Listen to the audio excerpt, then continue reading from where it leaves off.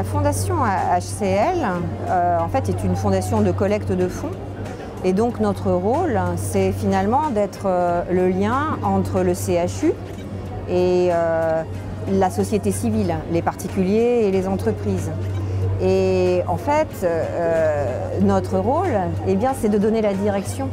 Puisque nous sommes, nous, en lien avec les équipes médicales, elles nous font remonter les besoins et donc nous pouvons nous transmettre ces besoins et montrer finalement la direction à la société civile, donc à ces particuliers, à ces chefs d'entreprise, la direction qu'ils peuvent prendre pour soutenir leur CHU. Et cette période de crise, on a été l'illustration, les gens avaient envie d'agir et on a pu leur dire, voilà, c'est là que sont les besoins, c'est là que vous pouvez aller, c'est là que vous pouvez aider efficacement et de façon pertinente.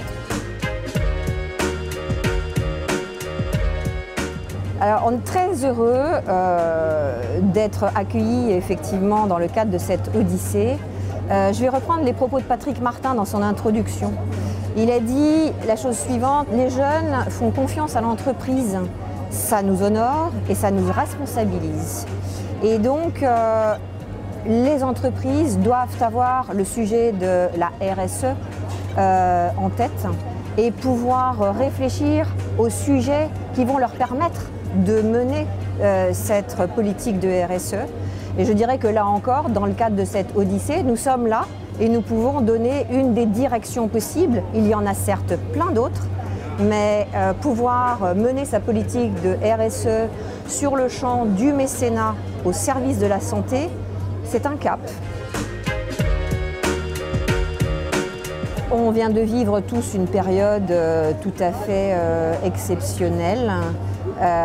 Et c'est vrai qu'il y a eu une mobilisation extrêmement forte des particuliers, du grand public et des entreprises pour aider l'hôpital à faire face à l'urgence sanitaire.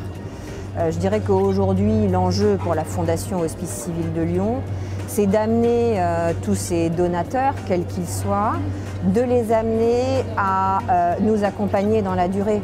Parce qu'en effet, il y avait cette urgence, il fallait agir vite et ils nous ont aidés à aider l'hôpital finalement. Maintenant, il faut continuer.